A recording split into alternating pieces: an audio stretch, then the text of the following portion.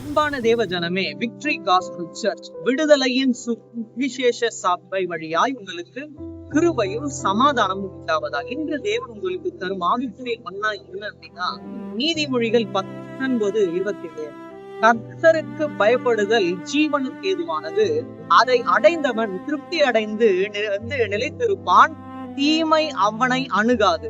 அப்ப நம்மளோட வாழ்க்கையில தீமை அணுக கூடாதுன்னா கர்த்தருக்கு பயப்படுற பயம் நம்முடைய மாம்சத்திலே இருக்கும், இருதயத்திலே இருக்கு. நீங்க பாருங்க, கர்த்தருக்கு பயப்படுதல் ஜீவனுக்கு எதுவானது, மரணத்துக்கு எதுவானது.